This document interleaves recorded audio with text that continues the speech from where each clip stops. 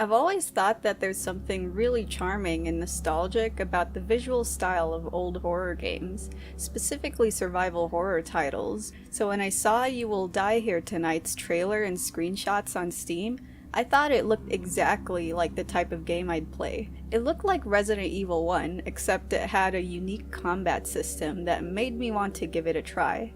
You Will Die Here Tonight has you playing as members of an elite team called the Heiress Division. Their mission is to chase down Monroe, a man who killed his whole family and stole a classified substance from a pharmaceutical company. Since he fled to an abandoned mansion, the Heiress Division storms into the place to look for him and retrieve the sample. The whole premise and style of the game makes it seem like a Resident Evil clone, but it doesn't take long for the story to divert from that. Like, I got pulled into the story so fast when it decided to put its own twist in the genre. I can't say too much beyond that, other than the fact that the game's title should be taken literally. Yeah, you'll be dying a lot in this game, whether it's from zombies or hidden traps. Dying can even be a necessity at times. Every member of the Heiress Division has a different specialty, so one character can use plants to craft medkits, while another can upgrade weapons.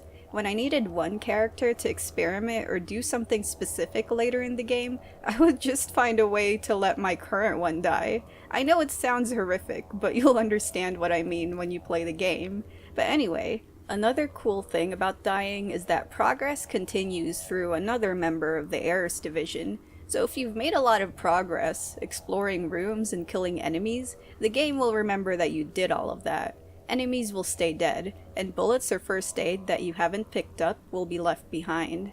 It's a really cool mechanic since any key items you've found will be transferred over to the next person that you play as. You can even find your previous character as a corpse or a zombie, depending on how and where you died. Now the game will have you exploring the mansion in a top-down view with pre-rendered backgrounds. You'll be going through different rooms and hallways, scavenging for supplies, solving puzzles, and shooting zombies that you come across. It feels very much like an old-school Resident Evil game, but with modern and unique mechanics. Every character has different reactions to things that happen in the story, too. The game can end up feeling either serious or really funny depending on who you're playing as. My favorite character was Ashley. Oh, and especially Eric. He made the game absolutely hilarious. I felt kinda sad when I had to switch and play as another member.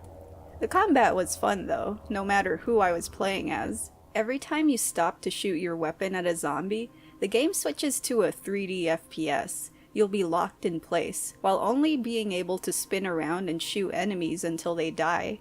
If they get close enough, you'll have to mash a button to break free from their grasp. The sudden change from being an RE survival horror game to a shooter that felt like the House of the Dead was so much fun for me, even when I was hours into the game. As for the puzzles, they felt very much like puzzles that you'll find in older Resident Evil titles, though I'd say that some of them got a little too difficult for me, especially early in the game. Enough that my progress in the game was halted by them. I'm just so glad that the devs are active in the Steam forums, so I'd read through hints about whatever puzzle I was stuck on. Overall, I absolutely loved You Will Die Here Tonight. It took me over 7 hours to finish the game, in 2 days.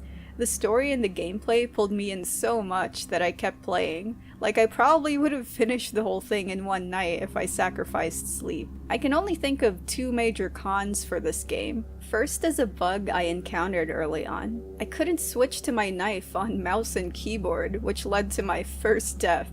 So yeah, I had to switch to my controller to keep playing. I'm not sure if this bug has been fixed since then, but it's something to keep in mind. My second complaint is the title and promotional images.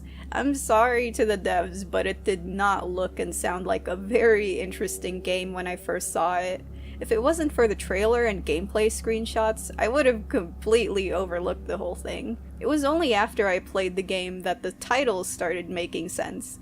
But other than that, I thought it would be a generic game. I'm glad that I was completely wrong though, because I became obsessed with playing through the whole thing. I thought that the story and mechanics were ambitious for an indie game, and especially as the studio's first title. I highly recommend You Will Die Here Tonight if you're looking for a Resident Evil-like title that puts its own unique spin to it. Let me know what you thought about the video, and thank you to my patrons at Patreon for supporting my channel. I know I've been covering lots of horror games recently, but it's mostly because I've played through so many cool ones. I'll go back to covering other genres soon, as long as I find games that I find interesting enough to make videos on. Thanks for watching, and I'll see you in the next video.